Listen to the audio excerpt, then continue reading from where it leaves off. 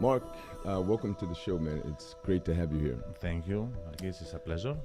So for all the folks listening, I have with me Marc Oliver, who is one half of Mille Collines, co-founder of Mille Collines and creative director.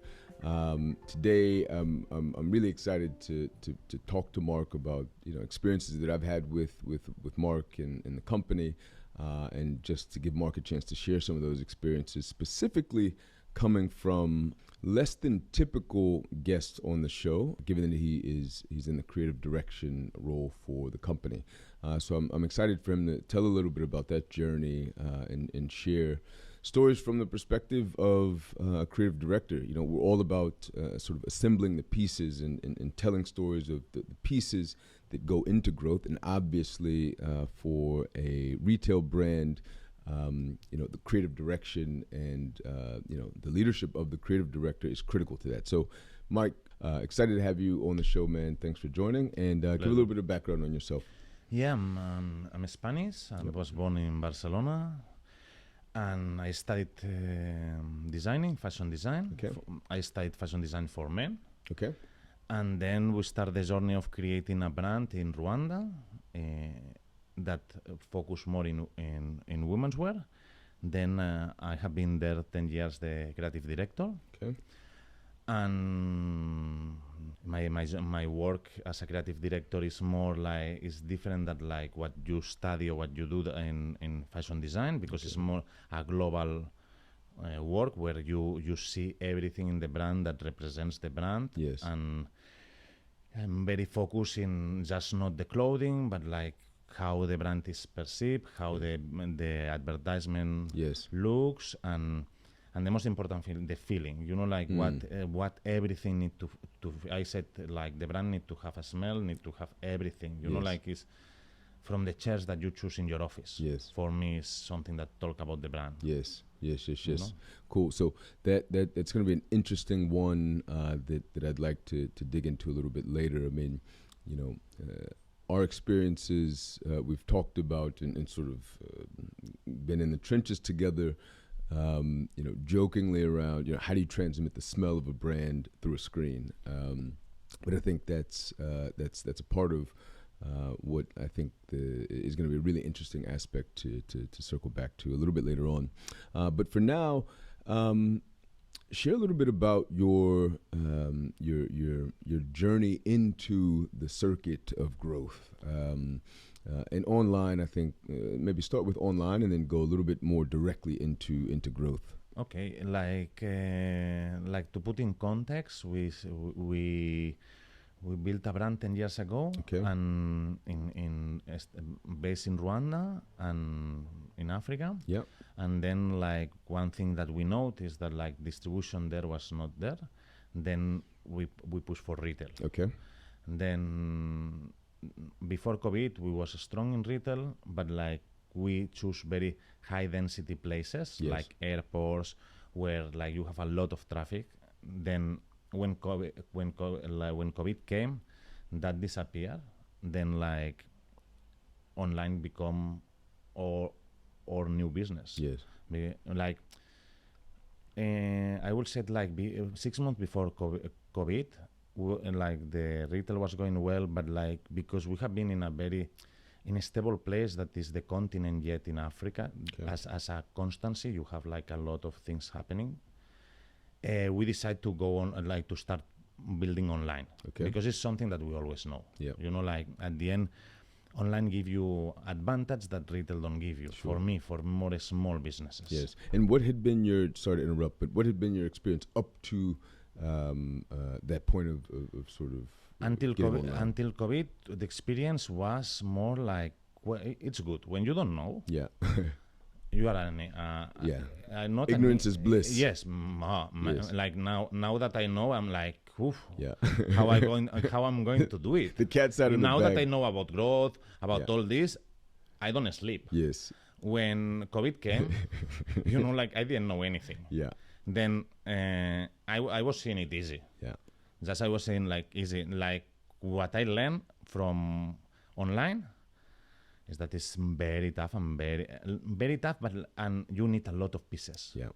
You know, at the end, yes, retail is complicated, but it repeats the same, and you pay for some securities, a space, a place, a traffic. Yes. You know, can change, but it's very basic. Yes. One time it works, it's easy to replicate in some way. Yes. No, never was the same, but like online and with growth, I learned that is so much different pieces that work, and so much how you arrive to, you know, like how you arrive to the client. Sure.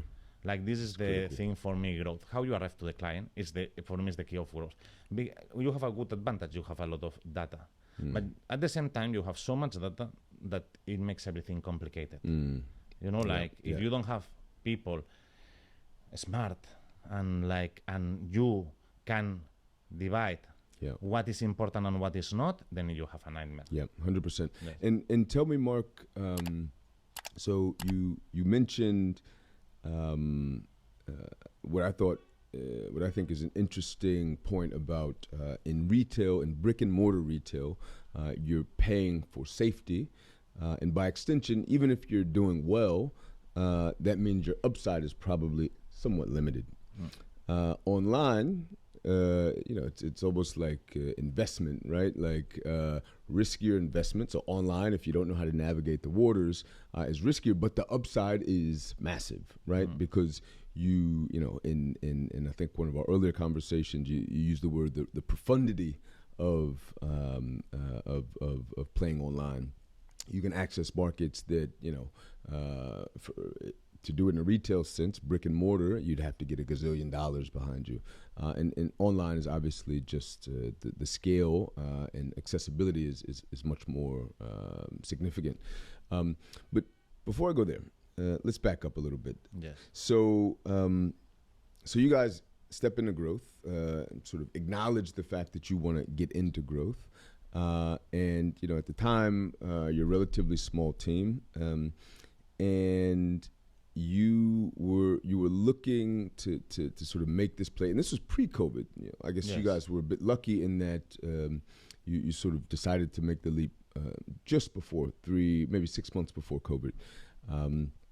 And you, as creative director, you sort of enter this equation, and you know what you're being told is like, we'll help you sell and connect with your audience online in ways that you wouldn't believe are possible.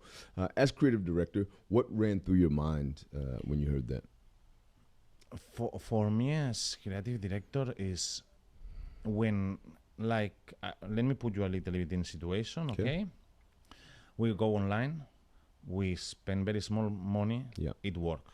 Okay, that's something is very, like, for me was very lack, because what I realized about growth and everything is that in brick and mortar your product is super important. Sure. Because it's easy to put in, for example, in a good mall. Then it's easy. If they pass 10,000 people, it's a percentage. If you know, like in online, no. In online, you can have a good product, go online, and don't understand why you are not selling. Absolutely. You understand? Then, like, the factors are much more. Like mine, when I start to enter in growth, I realized that you compete not with products, with growth, with a marketing strategies. Sure. You know, like, it's a lot of products online there that they are done the way for people to buy them. It's 100%. Not important, the product. 100%. You know, like you do shoes, you know that you need to do water shoes because that it gives you videos of the shoe down the water. Very sellable. Very sellable. That very, like, that moment of achieving or wanting. Yes. You know, like, yes. Then you compete with that. You understand? And that works. Yes. Then when you go to growth, you realize that the people in growth, a lot of times, the easy way is to do that in some way, or if the product cannot do that type of things, then you go to discounts, to how I attracts the client and everything. And that, from my point, I don't work 10 years to give discounts. Sorry, it's like a discount. I cannot give discount because what I do, it deserves the price it has. It's hard because like you are competing with everyone that what is doing. China, I tell a magnificent story, but my product costs 1, I sell it for 50. You know, like you have much more markup, and what you invest is how I sell that. That is the part of growth. Yes. That has been my hard thing. But at the same time, when I intended to growth, I realized that you need to be flexible. Sure. And I'm very stubborn with my philosophy, my brand. You know, like it's crazy. But but I realized that if I am not flexible, we are not going to win. Yeah. So tell me a little bit more about the need to be flexible. So from your perspective, right? And let's paint a little bit of a picture. So the operators, you've got a marketer, a developer, a brand manager, your co-founder, and you creative director. Yes. Okay. Graphic designer. Yeah. Yep. Cool. So so this is your setup. Share a little bit about who you are and what role you play in that mix before you guys sort of step on the stage and start running campaigns and. My role is the end is that all smells the same, all talks the same, and the most important thing is not send people to wars they cannot win. This is one of the things I will say with Grow and with online. Yeah. Be realistic. Sure. You know, like I will put you an example, content. Like the thing with online is that it's expensive, not because the website, it's because how it goes the wall. We are habituated to see things in Instagram, thousand impacts in one day. Sure. Then and second, like when you are starting in growth, you need to try error. Yes.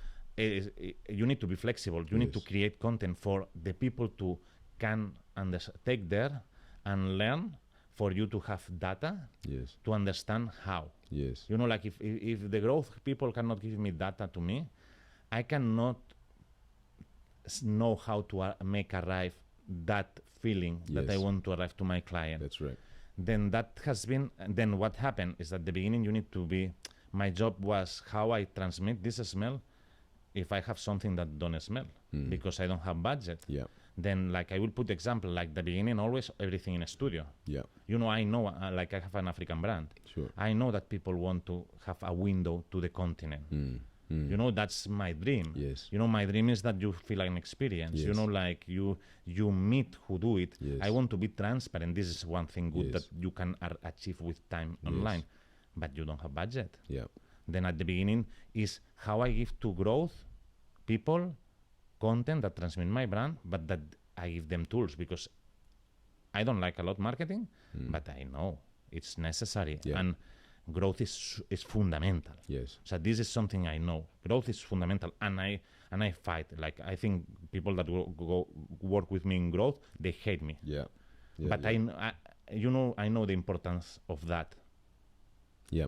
So a point which I think is sort of connection with your customer that was underscored by you in several ways. One, you know, you mentioned needing the data from the people who were doing the marketing. So you need that in order to make better decisions, to produce product and be creative for the people you're serving. The other point that you mentioned was this need to basically give people, i.e. the customer, a window into the continent. And then obviously, if you're going to grow, I think it's certainly a given that if you are growing, that means you are connecting with more people than you're losing. Yeah. Yes. And or that you're sort of selling more to the people who you've got. Yes. You know, all of this for me underscores the customer, right? So tell me a little bit about how you all managed in your growth program to keep this connection with the customer. What did you learn? How did you go about sort of finding this? The first thing was like, let's know the customer. Yeah. It's not a number. That's something like, this is something I fight with growth sometimes, because at the end growth want to growth and make the number exponential. Yeah. For me, like, but that's something like very stubborn I am. It's like, you know, like every person that buy in my brand, for me they have a name, and all my obsession has how I keep that. Then like I'm having a small team in COVID that, you know, like you don't have resources, you cannot invest resources and everything, and was like doing interviews to the clients, asking them, have someone calling, spending 2 hours with them. Yeah. Let them talk and explain why you are like the first thing is why after you buy a product you are here talking to us. Yes. Thank you. Yes. It's like it's an honor that you are here. Now, what we can do to improve? You know what you want. Yeah. Then that was a very important part. Then we did for women. Yeah. You know, we did for profiles of 4 women where we think is the person we are arriving. Okay. And was interesting because like it was a jump on age. Yeah. And that like for me that it was like as a creative director that someone of 60 years old that have a life, buy your product, it's amazing. Yeah. And that was then but that gave me something. Yes. My client, I cannot cheat. Mm. You know, then it's my situation is how I learn about my client. And was this doing interviews, asking questions, following, like being in contact with growth. Yes. I think one of the key things is that sometimes as a creative, we think that we need to create. For me, because I'm in a continent where I cannot do whatever I want, I need to take the best resources of it. I don't design what I want. I design what make best the people I work with. I manage the production, for example, because I think you cannot create if you, in Kenya, for example, if you don't know the people and their abilities. Yes. Then that's the same. Yeah. I cannot think that I can give the experience to my client if me know my client and growth help me understand who they are and what they are searching there. Yeah. We interview 4 clients. You have some a series of insights and breakthroughs in terms of your understanding of them. One of them being, that you were tapped into an audience that you didn't know was sort of in your corner backing you. So tell me, as you connected with growth, how did you take the insights and then apply them into the growth program that you guys are running? Pues one of the things, and this is, I tell you, like for me, the best thing that took me growth and what with the people of growth, we decide that it's no more the client. The first thing that I got is like, like before retail was in high density places. Then was a lot of like tourists, people traveling. Then like the age was around 40s, 30, 40, and 40s. 40s will say the majority of people was buying me. Okay. I was having a lot of products. Because it passes, it goes. Then you need to have the pan. So this is when you had a big audience that was pretty diverse, but your average customer was about 40. When I went online, it jumped. It jumped like 15 years. Okay. It's interesting. It's like I was very proud that because I was like, yes, I have a proof of what I was trying to do. I don't want to try to do a product that you buy and you don't use. Yes. I want to try to do a product that stays with you. That's the thing. We don't need more things in this world. Sure. Then if we do something, we need to make it that it stays. Yes. As creative and as having a brand, we cannot be using more the wall. Just for our benefit, do something, sell it. In 2 years, it's done. That's not working. Yeah. So, what I understand is basically you managed to sort of understand them a bit more, and then basically produce more products or produce products that were closer and more in line with your audience. Is that right? Well, like what it gives me is the power to say stop. Okay, let's do much less products. Yeah. Okay. Got it. Much less products, much more. Let's give more to the product. Yeah. Like this is something we are in a journey. Like my obsession is that is an experience, is not a product. This is something that I want to do with the people of growth and everything. Is not so much do discounts to attract people, more give them more to feel the value. Sure. You understand? Sure. That's my fight. Sure. Because like I understand. Hold on to them longer, retain them longer. Like for me, how I see online is very hard the short term, but the long term is very, very strong. Yeah. Why? Because If you can make the connection with them. Yeah, like if you make what I said, fans. Yes. You know, like they buy you 10, Yes. you need to make one that becomes a fan. Yes. Why? Because that guy will follow you. Yeah. You know, like when you sell in a shop, buy. They buy and then you go buy. Yeah. You know, like my accent is not very good in this No, thing. I understand. But like then that's all what they show me, and then like now I'm like, let me. I take a lot of time now because like to do a product. You know, like what I learned from my client and from online is that they, you know, like they don't have time in a shop, but online they have time. They can read about it. Yeah. Then you can be 10 times more transparent. That's what the data told me. And then my obsession now is I can connect with them. Sure. I can make them that buying a cloth is not buying a cloth. Sure. Is living the experience of what we are doing. That's interesting. So it actually, I think, you know, the marketing insight actually sort of bleeds into, I think, innovation, which then obviously affects what you're marketing and what you're selling, and obviously your growth. Because what I understand is you know, you get new insights from your customers, which then enhances the experience that you deliver to them, which then also makes your role as creative director focus on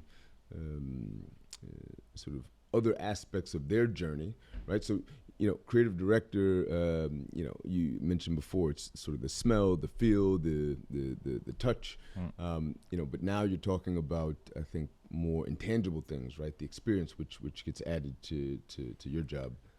For me is just like, you know, like for me in this point, online and growth, give me the power to do the things I how I want. You know, like the things as a creative director how I want.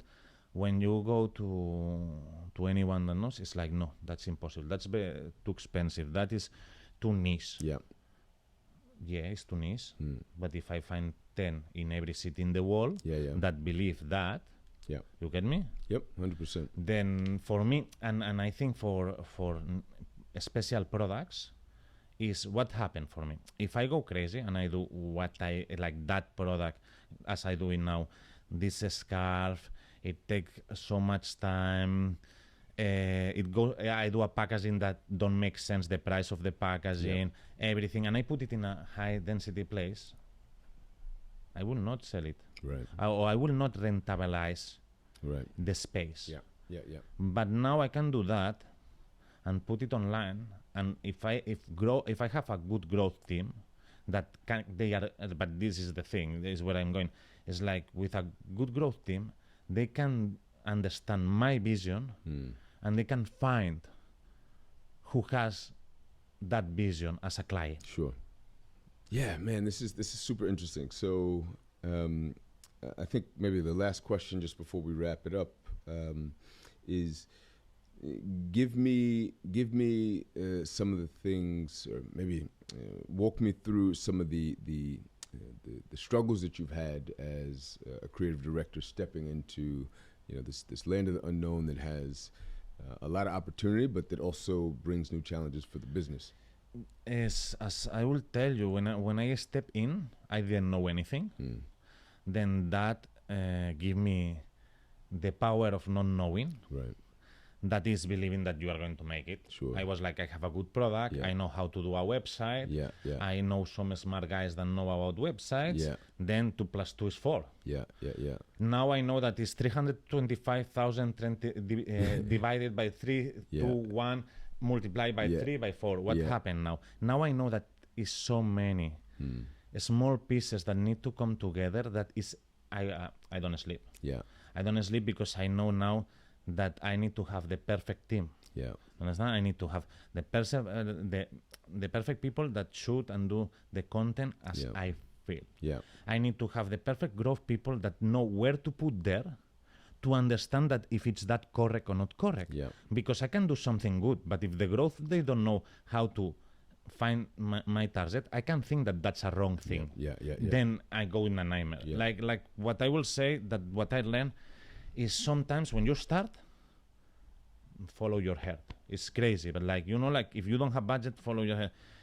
And the second thing is you have money, invest in people. Invest in working with people that believe in what you are doing. This is the most important thing. Online, yes, you need people that they believe. People that do it because of work. So, like for example, like for us, I don't work with a big agency because will never give me what I need. Yeah. Because I'm stubborn. Yeah. And I want to do the thing right. Then I will go. I will be so far away of what they are habituated that they will leave me, or I will kill them. Yeah. Then, like my thing more learning is, as someone said, how much I know about growth and not online, I know less. Yeah. Then and when I know less, you know what I learn in my life. I only push for the good things I'm good. The things I'm bad, I find people that they are good at it. 100%. That's for me. That will be the best advice. It's like, as a creative director, going online is going to be a nightmare. Yeah. Because online is going to go against the brand. Yeah. Not because of depend. If you do a brand that is to sell, like for example, these shoes that you can put water, that they are flexible, and then that you can sell it. But if you have a really strong core of a brand, that is not seen in growth. You understand? Like you cannot have an impact 1 second in growth and say that have history. Sure. Then that is not sellable. Yeah. Your 10 years of history. Yeah. You understand? 100%. So the pieces of advice I think are A, know your audience. B, maybe A, know yourself. Yes. And who you are as a brand. Yeah. B, make sure you understand and stay connected to your audience. And C, and try to know who is it. Because you if you know who is it, it's much more easy that you don't make mistakes of thinking this don't work, this work. Yeah. Be very clear. Who is my audience? Do the exercise before you jump online. Yeah. And I think the last part that I heard, which is really crucial, is work with people who care about your brand. Yeah. Awesome. Man. So like people that believe. Awesome. Because they need to believe that when things don't go right, it's because it's a mistake. It's not because the product is bad or you are stubborn. Yeah. You know, like they need to see the middle long term. Yes, 100%. Yeah. Awesome. Mark, thanks so much for joining the show, and hope to chat with you soon. Yeah. Later, see you, man. Ciao.